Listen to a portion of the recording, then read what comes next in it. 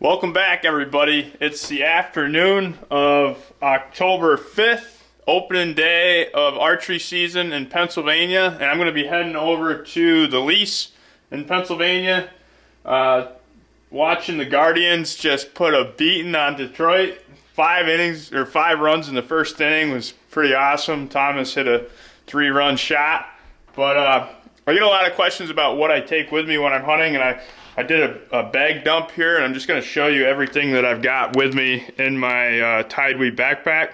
So obviously, shooting the Mathews lift, 125 grain Grim Reaper Broadheads, Luminox. I've got an easy hanger for my bow when I get up there. I've got my 4th arrow camera arm, the H6 platform for my AX700 camera, which is my main cam I use, and then I got a low light camera right here that I clip right to my camera arm when it gets to a low light situation. I've got my secondary cam, which is the GoPro. I've got my Tideweed rangefinder. I've got a power bank to power my phone, and I can even power cameras that get low on charge through that power bank. I've got my milkweed for indicating my wind direction.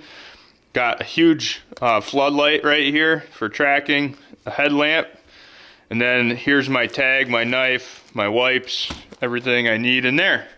So that's pretty much everything that I take to the woods with me.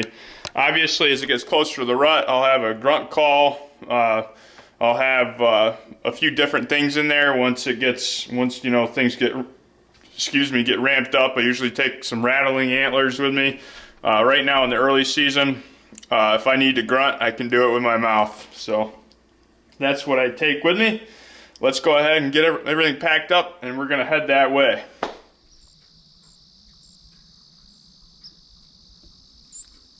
Perfect. I've got my climber placed about 100 yards off this gas well right here, and I believe the deer that I'm hunting is bedded.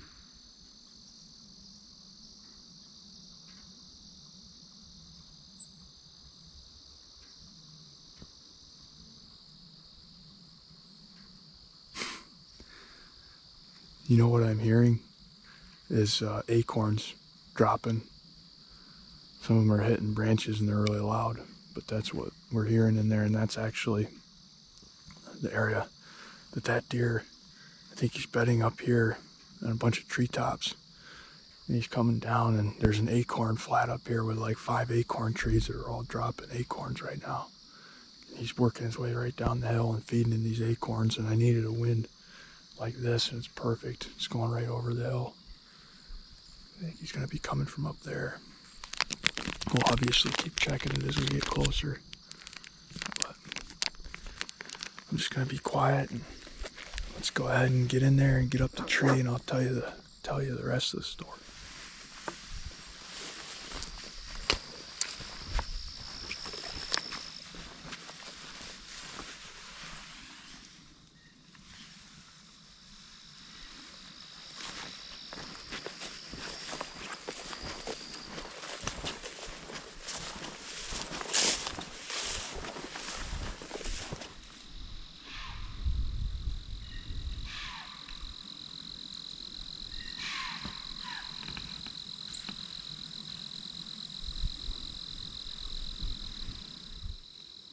Well, that's a horrible start. Big doe just got up out of her bed right here and blew 5 times and took off running.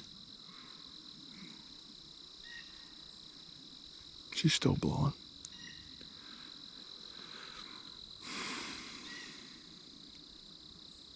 She took off right where that buck's bedding too.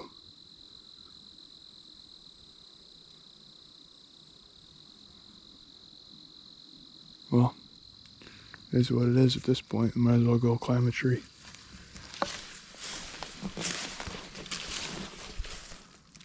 Oh, I just dumped another doe out of her bed.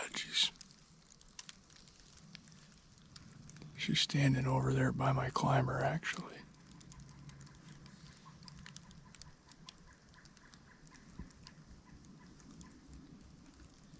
I was hoping she'd just run off, but now she's just standing there. Boy, what a disaster trying to get into this thing.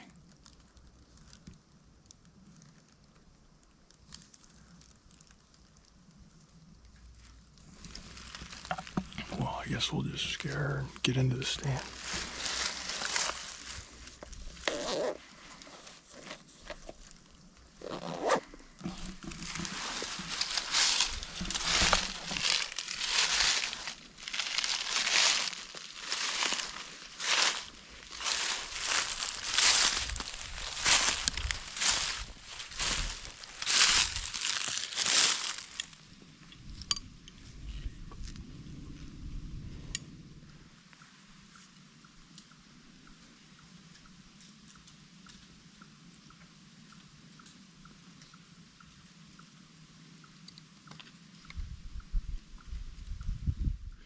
Well, this hasn't started off great in any way.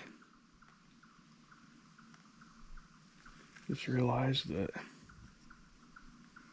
this is the wrong base for this fluid head.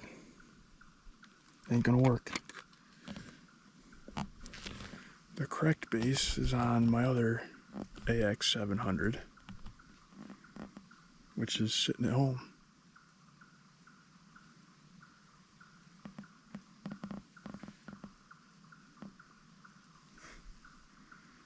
Unreal.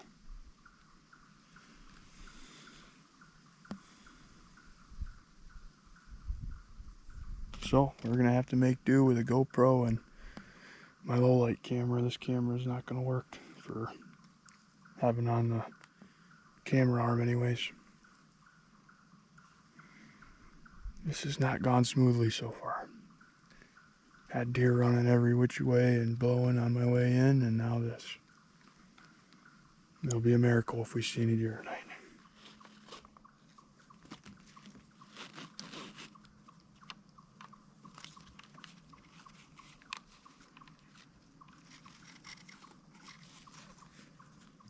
Well, don't worry everybody.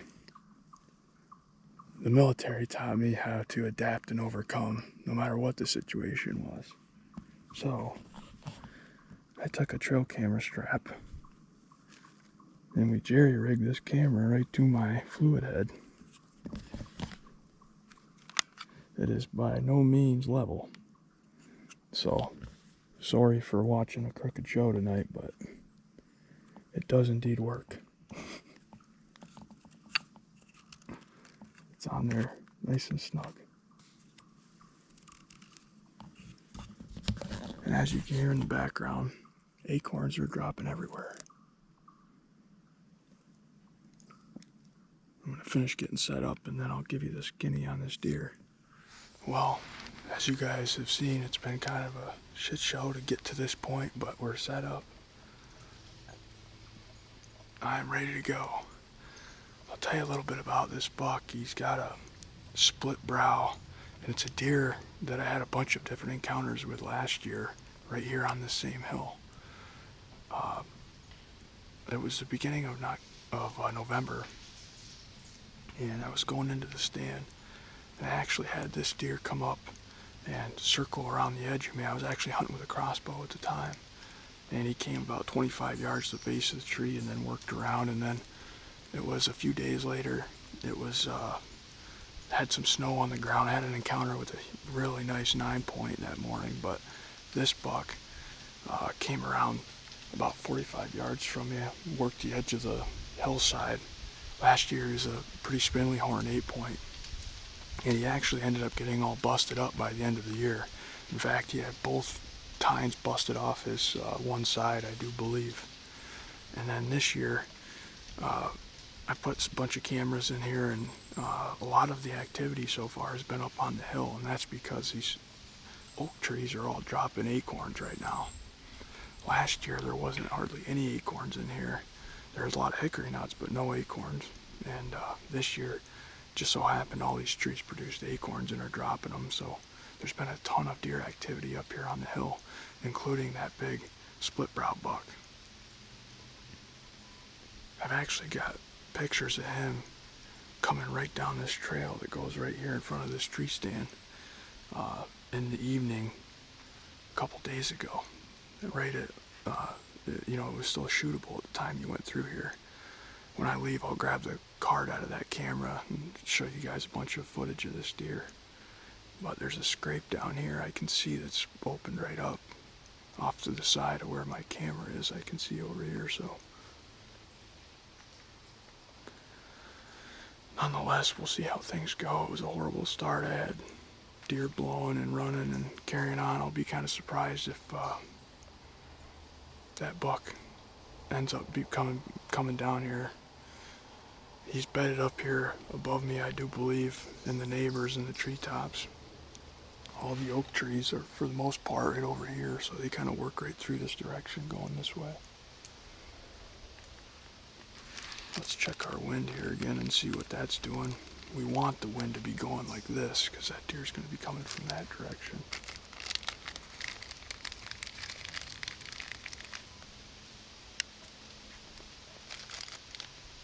Yep. Looks good.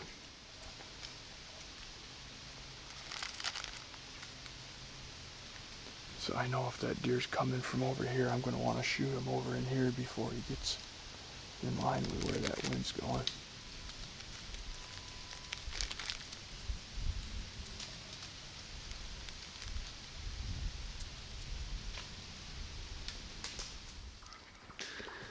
I don't know how well you can see it, but there's a huge deer trail that goes right through here. And then pretty much right under the stand.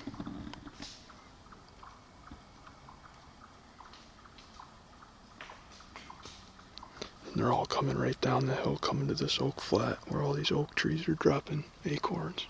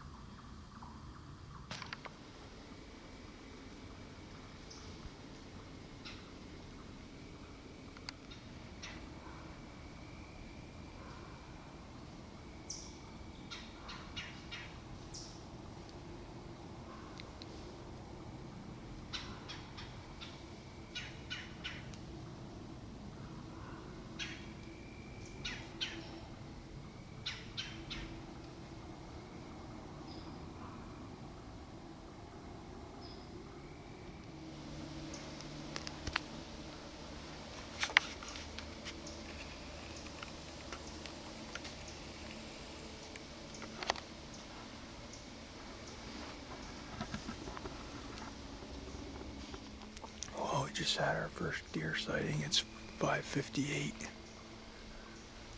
She's kind of on the bench right before it falls over the hill over here.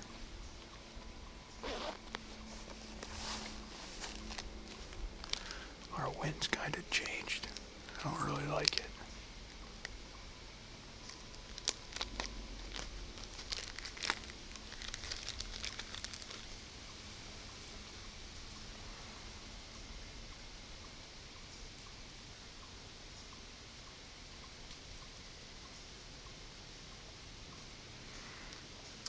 That's not great. Hopefully, right before dark it dies down, gets real calm. I'd rather have calm than the wind we've got right now.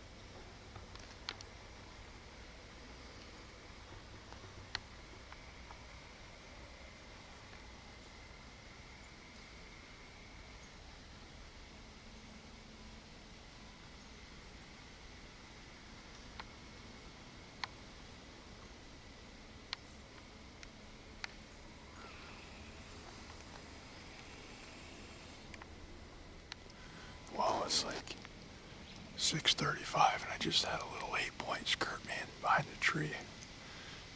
It's so thick back there I could only see glimpses of it.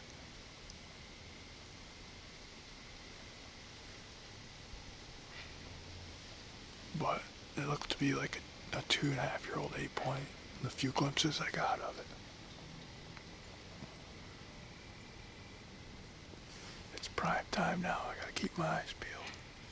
Just made it back to the house from the big woods of Pennsylvania and ended up seeing that one little buck and that doe. My hunt was pretty well trashed from bumping all those deer going in. There's really no way around that. You know, it's really the only access on that hill to get in there is kind of from that gas well head, and all those deer happen to be bedded kind of right around there. So when I booted them all out of there, I think, you know, that buck that I was hunting, I think probably was bedded up where I thought he was, and then, you know, you had those deer run up there and blow and carry on, and he wasn't having that. But my father-in-law, Vern, was hunting not too far from me, and he ended up seeing, I think, 5 or 6 different doe, and he had a nice 2-year-old buck that came by him as well. So it was an eventful evening, even though it was kind of messed up from the start for me. Had fun.